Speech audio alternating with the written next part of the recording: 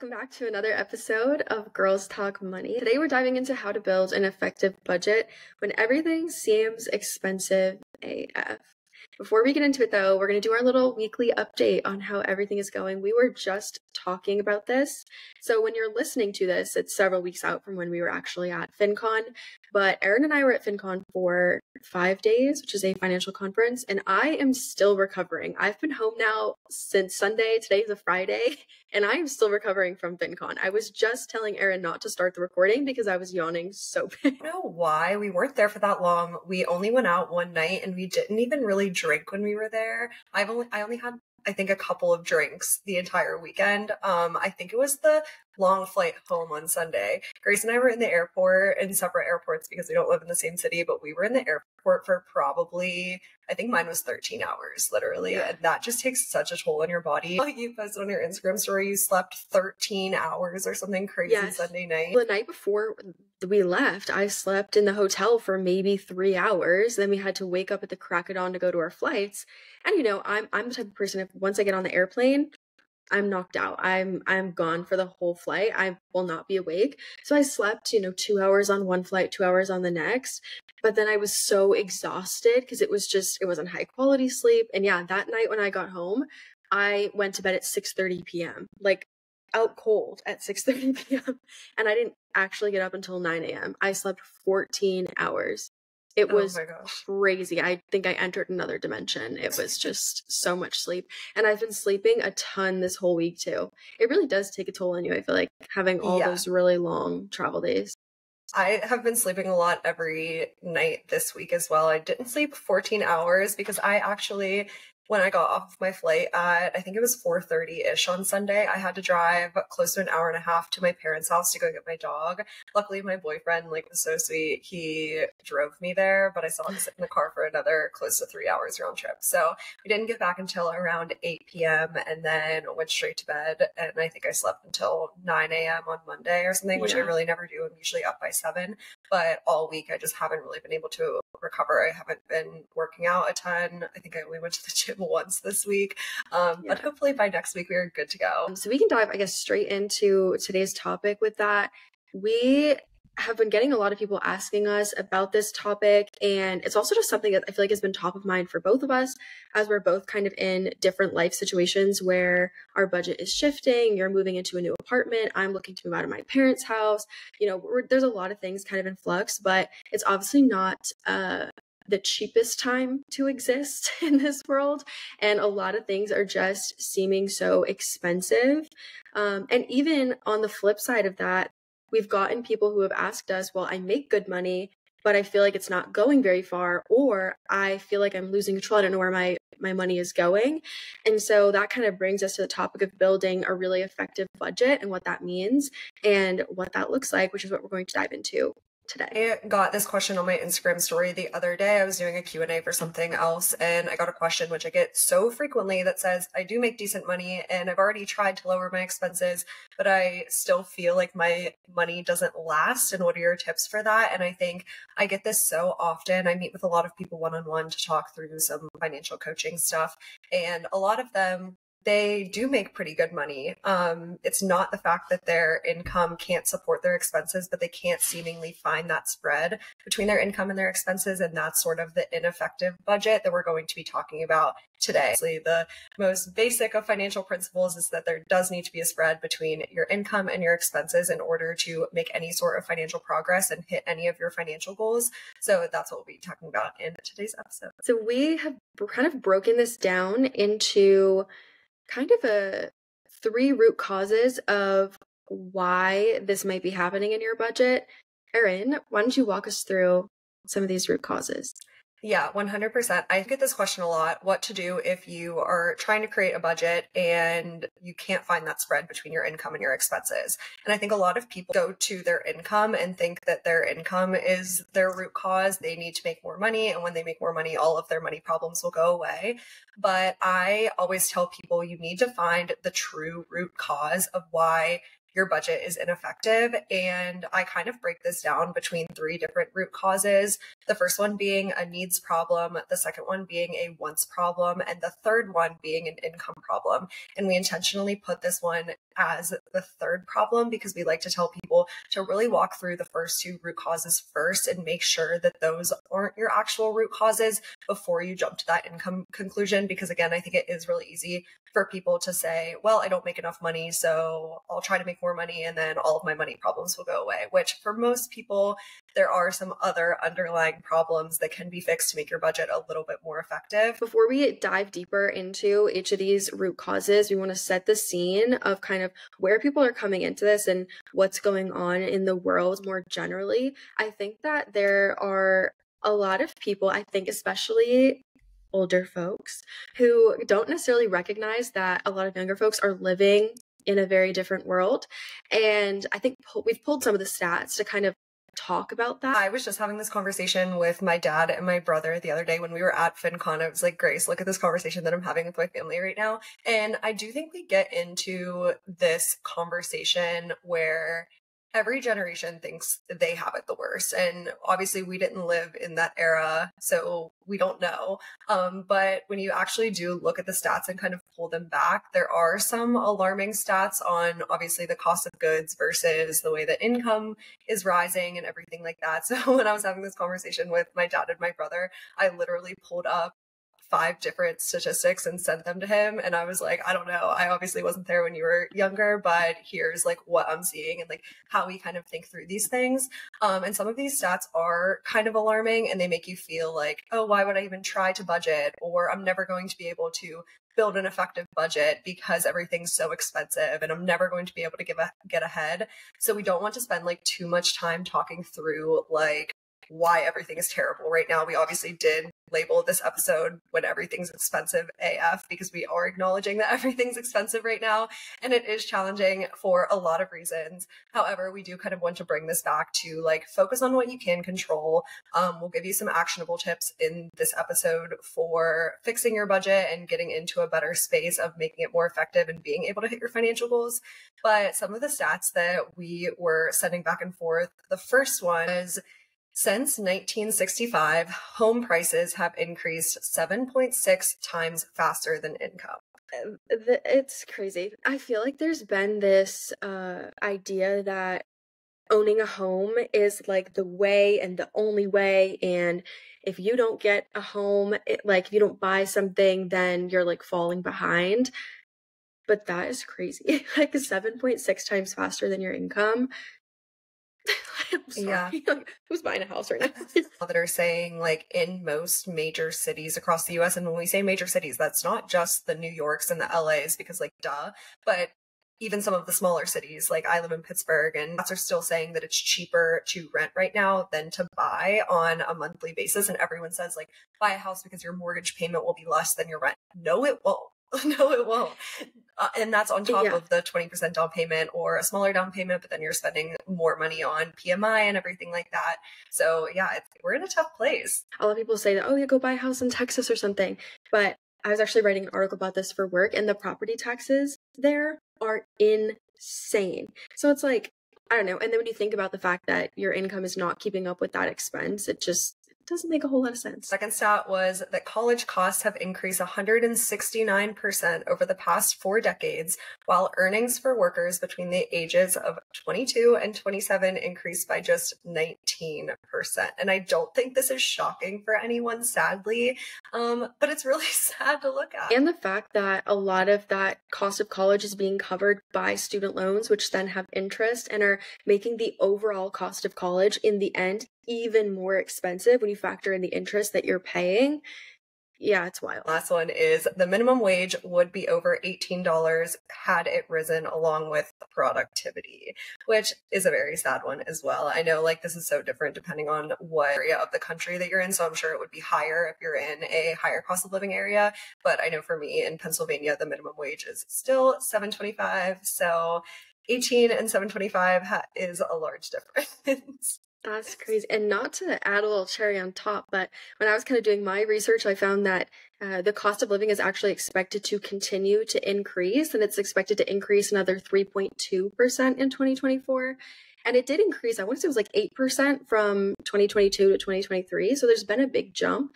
But so, it's good that it's increasing a little less next year, but it's still, they're still thinking it's going to increase more. But I think this kind of goes back to the whole theme of the episode of you have to just prioritize doing what's in your control. And that's why we want to give tangible tips, right? Like you can't go and reinvent the system tomorrow to make college costs cheaper or to increase minimum wage. You know what I mean? It's not going to happen overnight.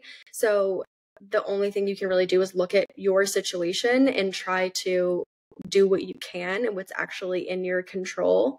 If I could wave a little magic wand and make the cost of living go down, I would.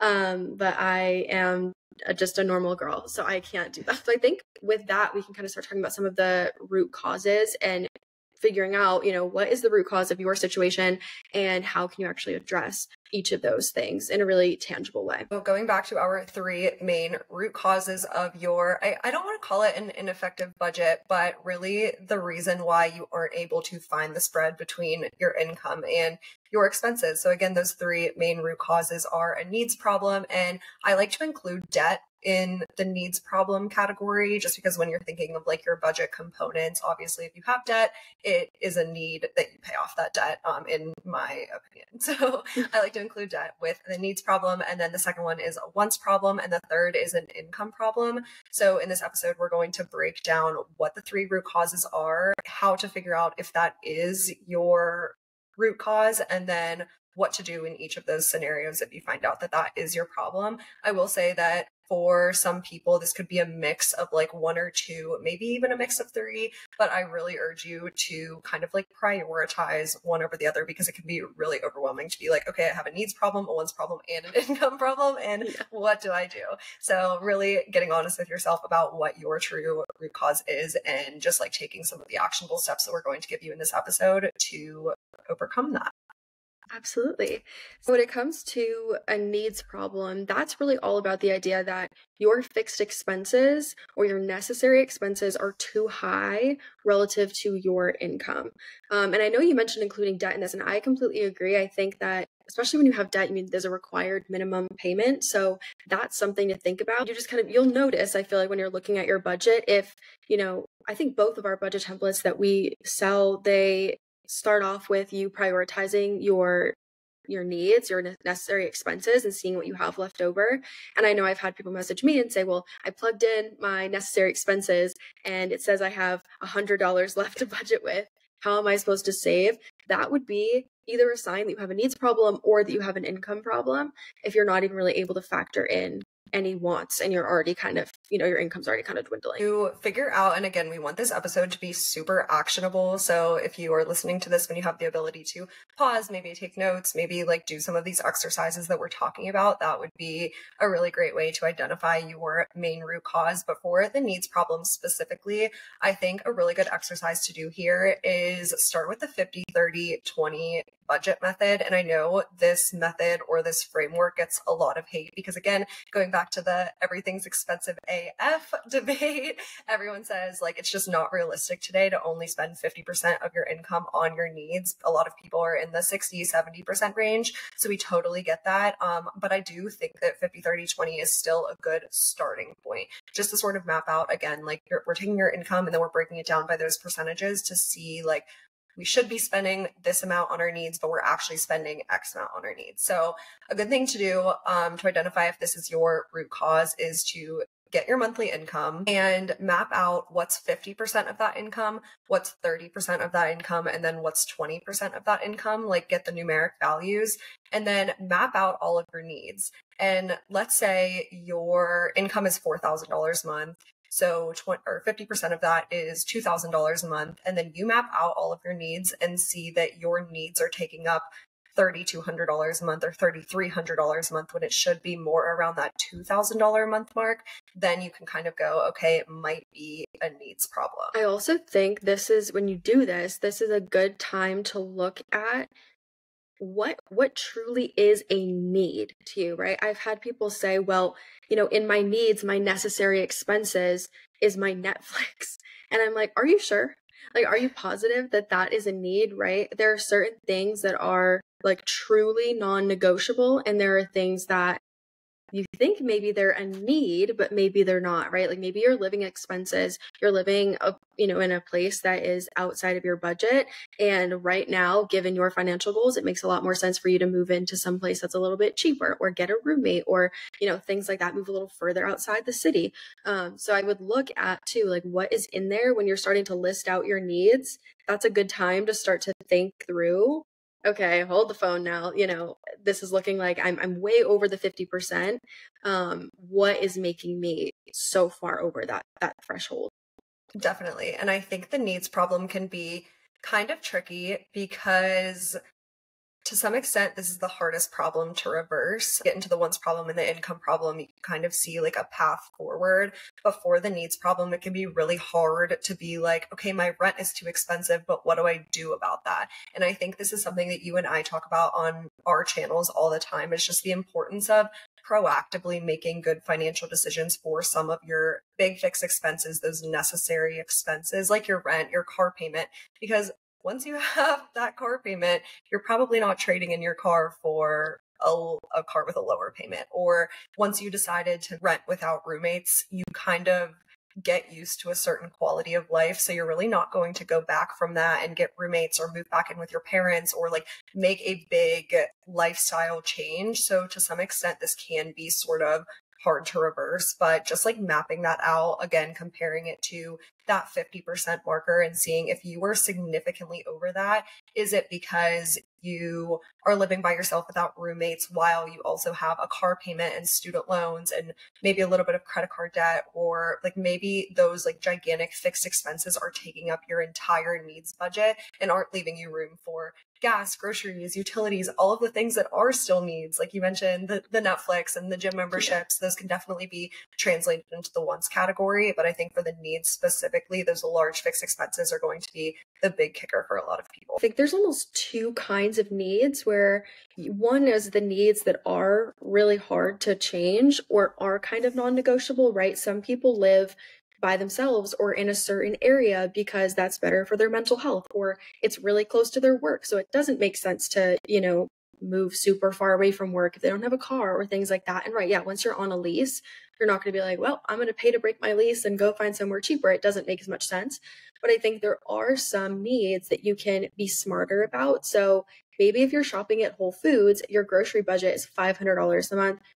Can you afford temporarily, right? You don't have to commit to doing this like for the rest of your life, but can you temporarily shop at Aldi or at a Walmart instead of Whole Foods? Or can you buy the things you really care about at Whole Foods and buy the rest of your stuff at Aldi? Or, are you paying for cable? And right now that's a need, but maybe you can switch to something like Hulu. They have a premium version where you pay a certain amount each month, I think, and you get access to regular television shows and live TV and, their own shows that then movies that they have on the platform, but it tends to be cheaper than cable. Or maybe you have a prescription that you have to buy that is like non-negotiable, very expensive though every month. I used to be in this boat, it was like $250 a month.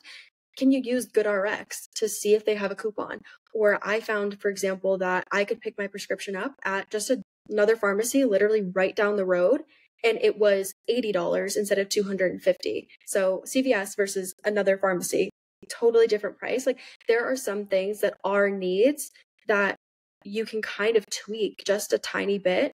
Like revisiting your phone plan is another one. Are you paying for more data than you actually use on a regular basis, right? So I don't know, don't beat yourself up over those needs that you can't change, maybe like a car payment, or if you don't have the discretionary income to throw at your credit card debt to get rid of it faster, don't beat yourself up about that. Do what you can, but don't forget to do what you can when it comes to the other needs and seeing if you can trim those back a little bit. Points. I think sometimes people underestimate the power of trimming a little bit here and there, and that can really add up to another couple $100s a month. And for a lot of people, like that's the difference between saving for your emergency fund and not saving for your emergency fund. So yeah, trimming the cable versus the Hulu, or trimming the phone plan. I know there's many different types of phone plans out there now that will even let you, because it's really expensive to be on a phone plan by yourself, they'll let you be on a phone plan with like your friends or people outside of your family to be able to loop that all together and sort of like lower the cost of your phone bill. So there's so many creative ways to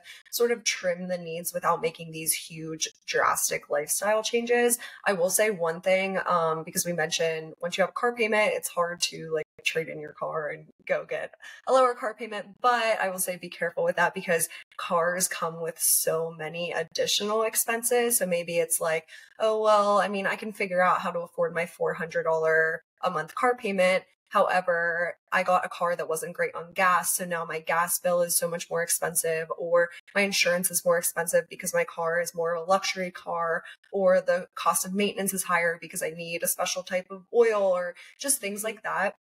Be careful with that one specifically. And at the end of the day, there are ways you can go trade in your car. So definitely just get honest with yourself about what's a priority. Maybe it's even listing out all of your needs and ranking them by priority and seeing, okay, if I am for sure not going to trade in my 1-bedroom apartment to go get a roommate, but I can sacrifice the high car payment for trading in a lower used car, maybe.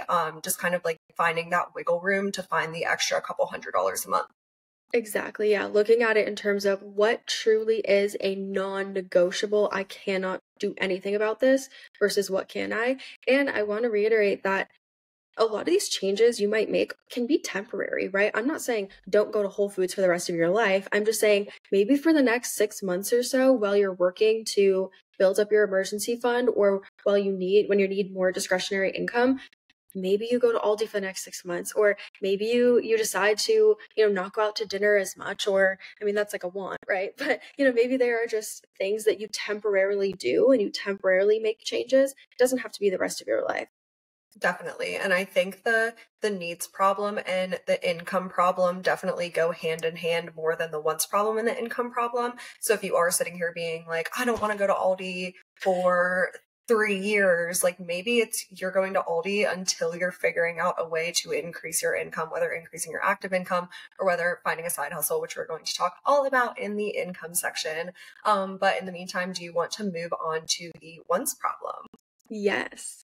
The wants problem is basically just around the fact that your discretionary spending is throwing off your budget. I think this is where a lot of people kind of tend to go wrong. I think this is like a big issue, but I also think, I personally think far more people have an income problem than they do a spending problem. A lot of the people that reach out to me, they say things like, they are really wise about their spending. They are frugal. They're thinking through their expenses. They're not going and just impulse buying clothes every single day and going out to dinner every single night and, buying everybody a round of drinks. Like, they're not doing those things. But I think a lot of people get confused between the idea of having money for something and being able to afford it. So they create their budget, they see they have leftover income, and they say, great, now I can spend this on all these wants. And now they're have all these different subscriptions. They're going out all the time. They're ordering food out. They're buying more clothes.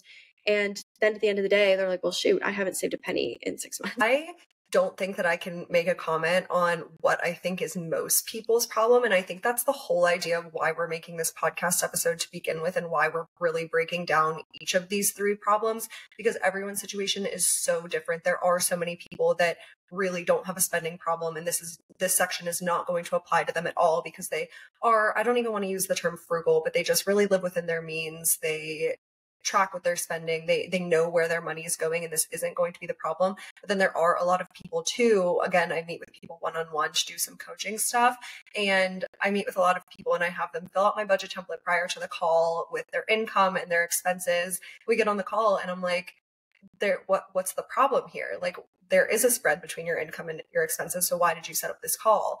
And they're like, well, I still don't have any money left over to save or to invest at the end of the month, even though their budget is clearly showing that there should be a spread. And I say to them, okay, these wants categories, how did you come up with these numbers? And oftentimes these are numbers that people just like pull from nowhere. This is what they think they might spend. And I say, let's track our expenses for a couple of months and see what you're actually spending. Or let's go back and let's pull our credit card statements. Let's pull our bank account statements for the last couple of months and track how much we've spent in these discretionary categories, because you're probably not being super accurate with them. So I think if you are in this boat where based on what your income level is and based on what your needs categories are, there should be a pretty big spread, or at least a big enough spread where you can hit your financial goals like saving and investing every month. Really get honest with yourself about how much you're spending in these wants categories, because oftentimes if you're not tracking your spending, I think people are shocked at how easy it is to spend money, and they're shocked at how quickly all of those little day-to-day going and getting takeout, going shopping, running to Target on Sundays, all of those little expenses really add up. I think a lot of the people who have reached out to me in the past, and the reason why I say I feel like a lot of people have or don't have the wants problem, is because a lot of people have been younger. And so, they're in college or they just graduated, they have their first job, out of college, and they're making 40K, 45K, and it's not going as far as they want. So they're trying to be frugal, but they just don't have as much wiggle room. I think when it comes to this, one thing I would add, and when it comes to a wants problem, in my budget, when I set it up, I put my needs first, then I go towards my debt because that is a priority for me. And then I go towards my investments. I have a specific amount that I set aside for that I invest, every month. And I obviously know what my minimum payment is on the remaining student loans I have. So I'll add in extra towards each of those goals. And I'm not even adding anything to my wants category until all of those categories are set. So I'm not looking at my overall budget and being like, okay, cool, I'm going to put $500 towards this, $1,000 towards that in the wants category. And then, going back to my investments and being like, oh, I only have $10 left to invest. I'm doing it the other way around. And I think it is disappointing some months. I work for myself, so some months are not as great as others.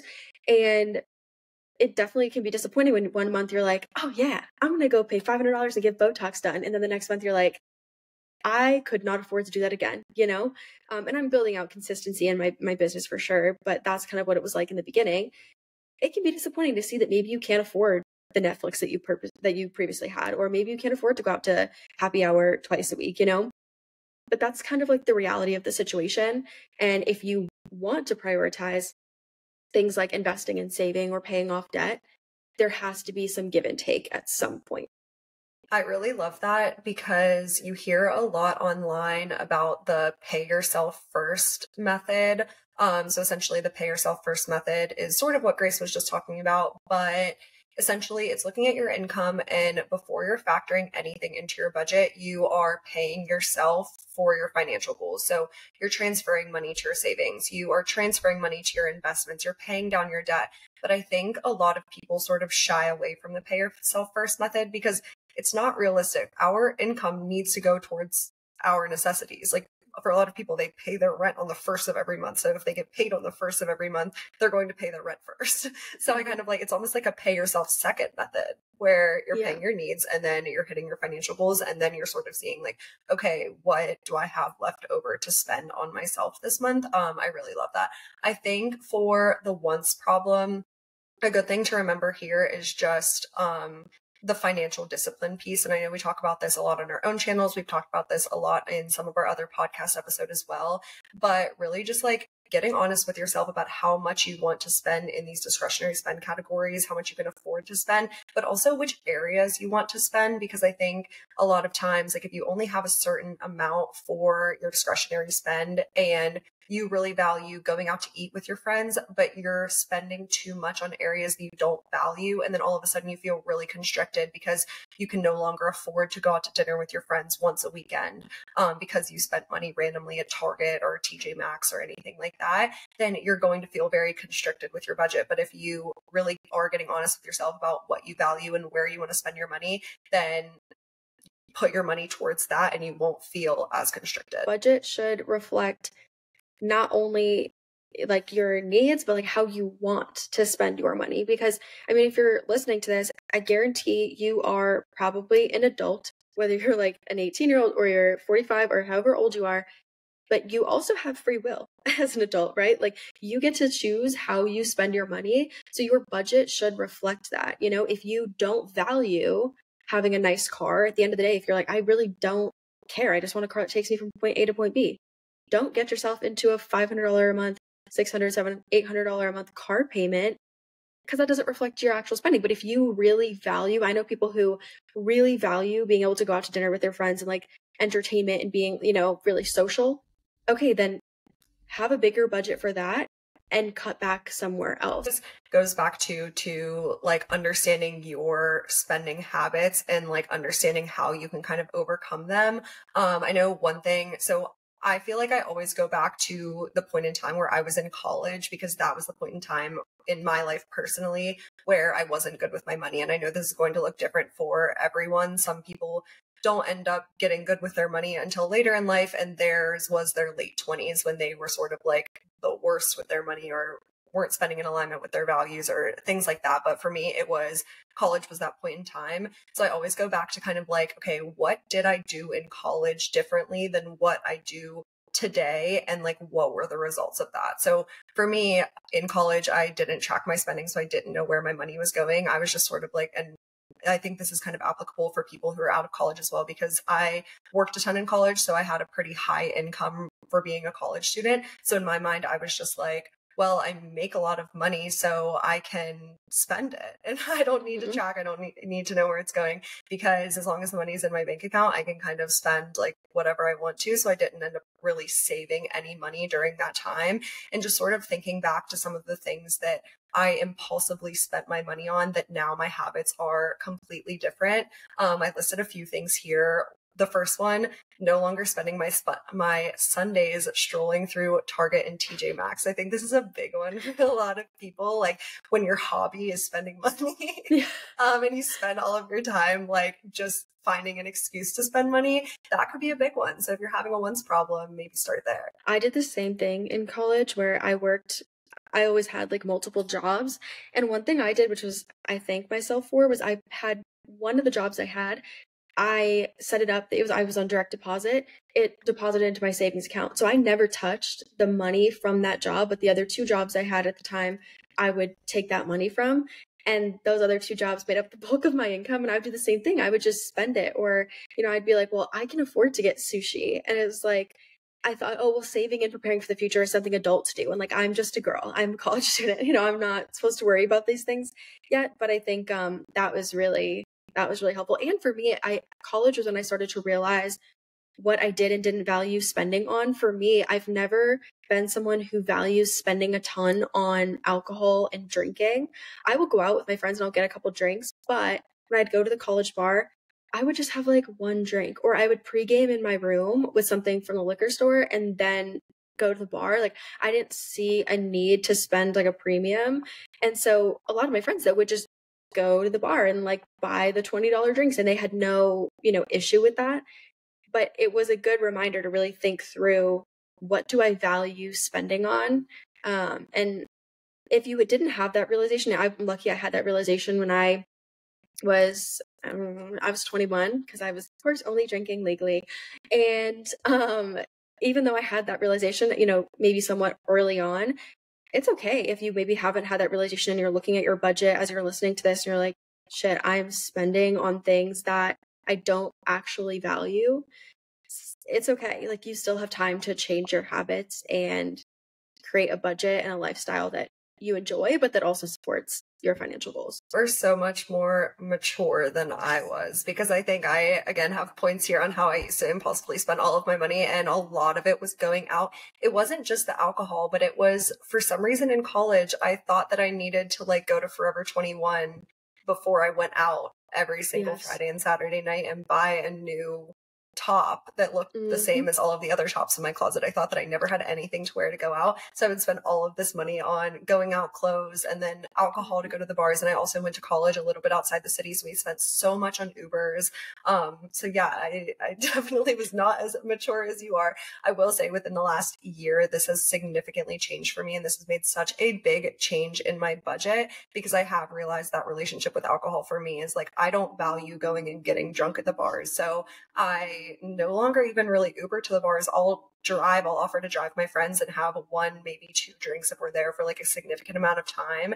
And usually someone will buy me that drink because I drove them. So I go out a lot and don't end up spending any money. You know, one thing I used to do that was definitely expanding that wants category way too much when I was in college was I was in a sorority, which is so interesting because I talk about my experience pretty openly. I didn't even like being in a sorority. Like I ended up basically, I went like early alum status my senior year. I could not wait to get the heck out of it.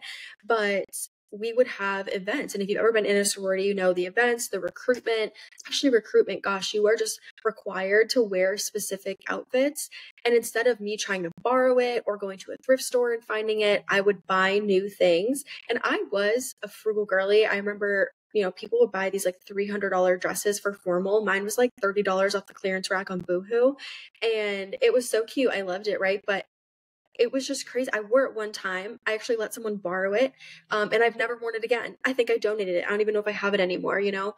So it's just like, if I had spent that $300, but I would spend on all sorts of things. Or I remember one time we had a formal and I went and got my hair done for it. I like went and got a spray tan. That's the one time I've ever gotten a spray tan in my life. It didn't even turn out good. Why did I pay $80 for a spray tan?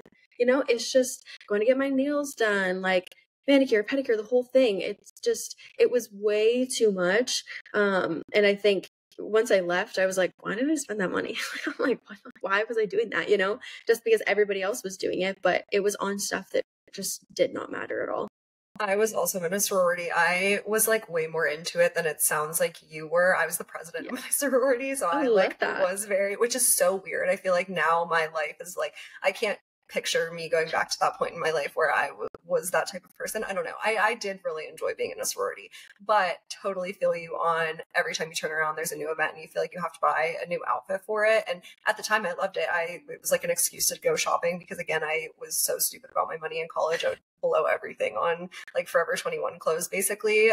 So I loved that aspect and I was the person that bought the new outfit and loved getting my hair done for formal and all of that. And it's kind of one of those things that now I don't value that, but I'm not going to sit here and dwell on all of the money that I spent. I think a lot of people, and this is actually one of the listener questions that we have for the end, was how to like take the emotion out of the overspend guilt and how to stop yourself from feeling guilty about purchases that you made in the past. And I think there is no reason to dwell on it because you still do have time to make progress moving forward. And there's nothing you could do about it now. I already spent all of that money on the Forever 21 clothes, so I can't return them now. And I feel like, I mean, if neither of these things are seeming like you, right, you're not resonating with the wants, you're not resonating with having a needs problem, this is where it comes into the fact that you probably have an income problem, which is just this idea that, you know, you're looking for places to cut back. You feel like you can't really cut back, or you're cutting back and now you're miserable because you're giving up everything that you enjoy, or you're living in a house with 8 other people. You know what I mean? Like you're going to these crazy lengths and you're still not going very far. That's an income problem where you physically don't make enough money to live your life. I think this can be, and this is one reason why we decided to leave the income problem for last, because we do want you to really think through the needs and the wants in your budget first before just jumping to the conclusion that the income problem is your like one and only root cause. Sometimes, like obviously everyone can benefit from increasing their income to some extent, but if you jump ahead to the income problem and try to fix the income problem without first tackling the needs and wants, you hear about it all the time. People who are making over 6 figures and they still live paycheck to paycheck, they still can't find money to save. Increasing your income will not solve all of your problems if you don't first take care of your expenses. So we do want to acknowledge that, and that is why we saved it for last, especially because we feel like a lot of our listeners are probably either end of college to post grad. And I think this can be a really, I don't want to use the word dangerous, but an interesting time related to your income, because a lot of people will come from college, and we just read the stats that say that wages for postgrads are declining. We're totally acknowledging that. Everything, again, is expensive AF, like the title of this episode. But there isn't a ton that you can do about it in the immediate short term to increase your maybe first job out of college salary. You're not going to go from making 45K to 100K overnight. So kind of focusing on what you can control with your needs and your wants. And when you are going into college, building your budget before you do things like signing a lease by yourself without roommates or getting into that car payment, and proactively making those good decisions with your budget before you like start your first full-time job is kind of a good tip there. But when it comes to the income problem, if you are not in the situation, again, where your needs are taking up a significant portion and there's not a ton you can do to cut back without making your life terrible, or you're not impulsively spending on Forever 21 clothes and going out to the bar spending hundreds of dollars every single weekend. If those don't apply to you and you are feeling like you have an income problem, we kind of broke this down between two different things that you can do. One being increasing your active income, and the second one being adding another stream of income. So really diversifying your income. I think I think that a lot of people forget to make an attempt to increase their active income. And I get it. I have been self-employed since I graduated college, and the only 9 to 5 I had previously was working at a daycare. And I wouldn't have necessarily thought to renegotiate my salary at a daycare because I was a seasonal employee and I didn't have a degree. And, I was just chilling to hang out with kids and have fun during the summer. But both my parents have worked standard 9 to 5s for their entire life. And I think a lot of people forget to try to revisit that. So when was the last time that you negotiated a raise? Or, is your company doing raises every year? I don't know if it's a company my dad works at now or he previously worked at, but they don't have an HR. So he has to be like, hey, I think it's time for me to get a raise, right? And if he doesn't say anything, no one's increasing, because they don't have HR like monitoring it year over year. So when was the last time you had that conversation? Or if you are in a job that maybe you don't even love and it's not really supporting you financially, is there something else that you can find that does support you better financially that you do still enjoy? I get a lot of people who reach out to me and they're saying things like, I'm a teacher, I'm burnt out, I hate it, and I'm not making good money. I'm like, okay, you're in a lose-lose situation, So is there something else that you can find that you would like just as much or more that is going to support you more financially? I think a lot of people are afraid to leave the job that they're at. But I think that, again, if it's not something that you enjoy and it's not supporting you financially, maybe it's time to look into something different. Definitely. I also think that people overlook the increasing your active income piece, and we are definitely in the age of side hustles as two totally self-employed girlies. Obviously, we are in the age of side hustles for sure, but increasing your active income is so important because, again, I don't think that you're going to be able to start a ton of side hustles or side businesses and then all of a sudden make all of this extra money like right off the bat. I think sometimes increasing your active income can be a bit more immediate, obviously depending on the situation. If you're doing an entire career change and going from a teacher to an engineer, like you might need to go back to school, it might be a whole big thing, right? But in some instances, it's as small as, I know my part-time job in college, I worked at the Sunglass Hut for my whole 4 years of college. So I was there for 4 total years. And I really I don't think that I got one raise the whole time. And in my head, I was like, oh, it's a part-time job. Like you don't really get raises. And there was like a little bit of commission. I was making $9.50 an hour. And then there was a little bit of commission based on like some of your sales and stuff. So I didn't think that getting a raise was possible because it's a part-time job. But then when I left the Sunglass Hut, I was talking to a girl that also worked with me at some point there. And she said that she was making close to $12 an hour. And she literally asked for a raise. In my head, I was like, wait, that's so smart. Why didn't I do that? I could have been making so much more money this whole time for 4 whole years. So yeah, whether you're in a part-time job or if you're just coming out of college and you're starting your first full-time job, I think people underestimate the power of what your starting salary is right out of college, kind of like take their salary for what it is. But the higher your salary is right from the start, the higher your earning potential is going to be throughout your career. I feel like there are some stats on this that I've seen. We should have pulled one in for this episode, but definitely consider your starting salary right out of college if you are in that boat and you're trying to figure out how to increase your active income. If you can't increase your active income, think about other income streams or creative ways to increase your income. I know I write a newsletter for one of my clients that's on work and money, and I'm going to plug one of the websites that we use. I know one of the founders of the website. It's called Side Hustle Stack. And it literally is just a landing page with a ton of different options for income streams. And it is so creative. One of the ones that I personally love and find so interesting, it's a website called Sniff Spot. And if you have a backyard or any type of land, you can rent out your land to pet owners who don't want to bring their dog to the dog park or who have a reactive dog or something. And people on there make like $3,000 a month.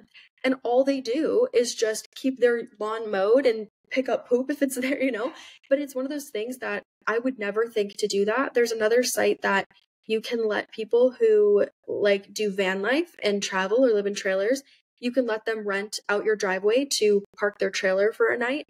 And you're charging the same type of value as a hotel would. So you're charging like $300 a night. You do that 2 or 3 times, you know what I mean? Depending on where you live. There's so many creative ways. So definitely check out Side Hustle Stack. It's a shameless plug. I know one of the founders who owns that website, but it just has so many different resources and it really pushes you to think creatively about how you're making money. It doesn't have to be a side hustle where, you're doing some sort of formal part-time job somewhere or you're doing manual labor, or it doesn't have to be miserable. You can get really creative about how you do it. I think we get a lot of questions about side hustles on our channels, but I think a lot of times people are asking us the questions about side hustles related to social media. At least like that's the lens that I always see it through. And I'm like, there are so many other things to do, not just all of these. So, I mean, even just within the social media space, there are so many side hustles, whether you want to be a video editor, a copywriter, all of these different skills other than physically putting your face to the camera. But outside of that, these like in-person side hustle opportunities between, like you said, the renting out your yard, you can rent out a like spare room in your house for storage space. There's companies that let you do that and you make the money off of that. You can do house sitting, pet sitting. We know a girl that she's a social media creator. She lost her job earlier this year and basically replaced her income with pet sitting. And those hours are super flexible. You choose your own hours. My one friend makes thousands of dollars a month between babysitting and pet sitting. There are so many different things to add another stream of income that are really dependent on what your individual skills are and how you genuinely enjoy spending your time. Another one is the site TaskRabbit. Grace, do you know what TaskRabbit is? Yeah, I love TaskRabbit. Yeah, like if you are a handyman or if you like to paint, people will hire you to come paint their house. Or I hired this guy to move like a couple little pieces of furniture for me, and he built my bed and built some other random IKEA pieces because I'm just really not good at it and it would have taken me so much time. But he made some money and he likes doing that stuff, so he wants to spend his weekend making some extra money in that capacity. So there's so many additional ways. And like you said, now that the internet is a thing and people are really like normalizing the idea of having a side hustle, there's so many resources on the internet for finding these side hustle opportunities. I was writing this newsletter for my client. There's even a website where you can go pick up somebody's laundry, bring it back to your house, you wash it, and then you go drop it back off, and you make like $25 an hour or the equivalent, right? And when you put their clothes in the laundry, you're just chilling for the 45 minutes that it's washing. You know what I mean? That's like with the Sniff Spot thing, you are, you're not monitoring necessarily when these people are in your backyard all the time. It's just like having an Airbnb. You're not there in person all the time. Even on TaskRabbit, I was going to say, they have so many really unique opportunities on there. For example, you can get paid. I was just writing about this the other day. I think it's $57 to $117 per hour to set up someone's holiday decorations. So if somebody doesn't want to set up their decorations in their house, you can go and do it. There's Christmas tree decorating. So if someone doesn't want to put their ornaments up, or if there's like older people that maybe don't want to get on a ladder to reach the top of their tree, or you can go do it. And it was literally, I swear it was like $57 to $117 an hour. I was like, I need to get my ass out there start decorating people's trees, because I mean, that's crazy. There's just so many different things you can do. I think a lot of times we do see certain things on social media and we think that is the way and the only way, but there are so many things out there if you are just willing to be a little creative with it when it's out Also, there. TikTok and YouTube are also really great side hustle resources as well. I know that sounds really intuitive as people who post on TikTok, but maybe if you aren't thinking this way, just literally search side hustle ideas on either TikTok or YouTube, and so many people are posting about this type of stuff, and you would be so surprised at the opportunities out there. But yeah, let's get into some listener questions. We hope this episode was super tangible for you guys, and you guys are now more equipped to create your effective budget. We have a couple of questions here that you submitted to our Instagram. So Grace, let's take the first one, how to best categorize your budget. So creating those subcategories to really keep things organized and effective. I prefer to have a less granular budget. So for example, in my wants category, I only have like 2 or 3 things. I have my Fashion Pass membership, and then I have a category that's called Fun Food Random. Is exactly the name of it. And it's exactly that. It's dining out with friends, any sort of fun entertainment or random miscellaneous things. And I like that. I like having this, just like, okay, here's what I get to spend on fun this month, because some months I want to go out with my friends more. Some months I want to spend more entertainment. Some months I want to do neither. And I like having that versus having, $20 for coffee, $100 for dining out, $100 for entertainment, because it doesn't work with my brain. So make sure that your categories and the way you're naming them and how you're setting them up work for what makes sense for you.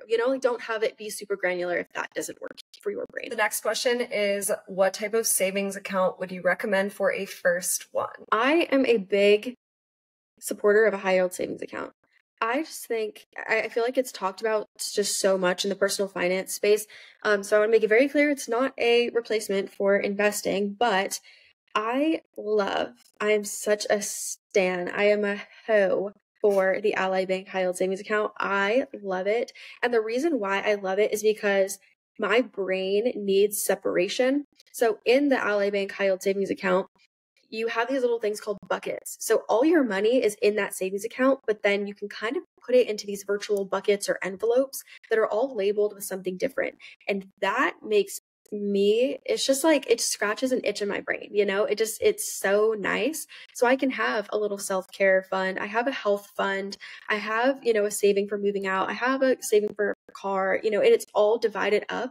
And that gives me a lot of satisfaction. And I think, I used to have a traditional savings account. I made literally no interest. I think it was like 2 cents a year. It was pitiful, but I think a high yield savings account is another way, if you're having that income problem, to just do something to get a little bit of extra income, because you will earn interest on the money that is sitting in your account. You do have to pay taxes on it because it is considered income, but I think it's kind of like a no-brainer. It's like, why not do it? I wanted to make sure we put this question in here just because we get this question a lot. Like, okay, yeah, you talk about a high yield savings account, but then what do I put in my actual savings account? And I think people get really confused about this.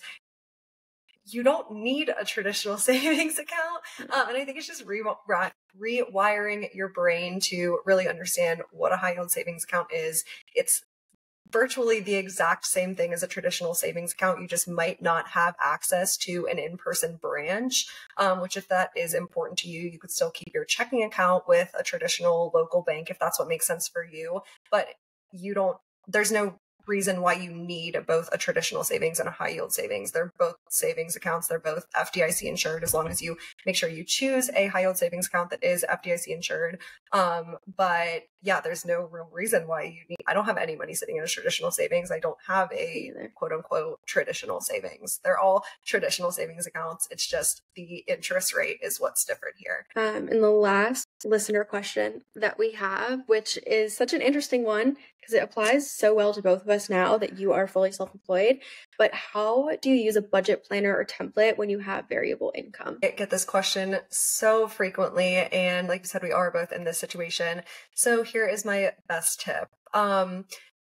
Separate in your mind the difference between creating a budget and tracking your spending, because I think a lot of people, when they think of budgeting, they like combine the two, and these are like two very different processes. So when you're creating your budget, this is where you're mapping out forward thinking. Okay, how much am I going to make this month and how much am I going to spend? So this is where you're estimating your income.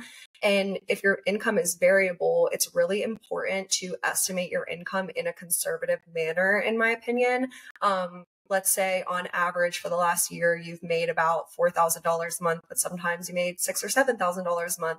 I would still probably budget with $4,000 a month, because then when you go and you're tracking your income and your expenses, let's say you did make $6,000, you can add that in.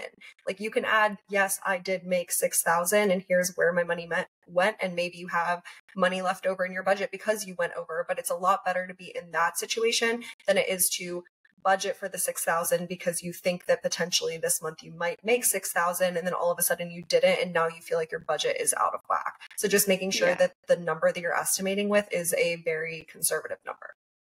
I always tell people to pick a minimum. I'm like, look at what you've made and figure out what is that average, or, if you never make less than this amount, then budget based on that amount. One thing that I did too that has helped me immensely, although I don't quite remember how I started doing this, if I'm being honest. So I think it would take a little bit of workshopping to get yourself in this position, but I budget 1 month ahead. So whatever I make in October is what I will get to budget with and spend and allocate to my different goals in November. And I think if you have, say you have a 9 to 5 and then you have other income, if you can, for 1 month, just budget with that full-time income and take that variable income and instead apply it to the next month, that gives me so much peace of mind because I know that I'm never waiting for that money to come in. But I do still base a lot of my fixed expenses on the minimum that I know I'm going to make. So I'm now on payroll with my company. I know what my salary is. I know what my, minimum monthly income is going to be before I take a distribution from my company. So I know, okay, I'm going to base my rent based on how much I'm, going to make in any given month, not based on how much do I have once I take a distribution from my company, because that distribution amount could change depending on how well my business does that month.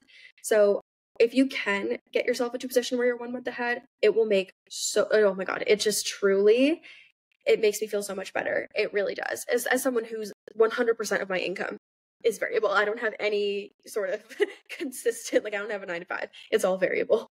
Definitely. That is such a good tip and probably eases so much anxiety for so many people with variable income. That is the last of our listener questions. So that comes to the end of, what episode is this?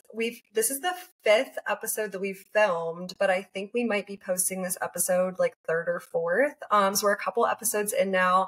We already feel, I know I feel a lot better about filming these already. It's becoming so much more natural for us to be filming these podcast episodes. So we hope you guys are feeling that way as well. And we hope you're still tuning in. If you want to find more, I guess, follow us on Instagram. Instagram is probably the best place to find more from us. And if you do follow us, please give us some feedback. We would love to hear what you're thinking of the podcast, what you're thinking of the way we're structuring the episodes and the topics we've covered, or if we want to build community with you and get your feedback and hear what you're thinking, because we are obviously new to podcasting and we want to grow this. So if you do choose to follow us, we would totally appreciate it, and we would love to hear your feedback. Thank you for tuning in to another episode of the Girls Talk Money podcast, and we'll see you all next week.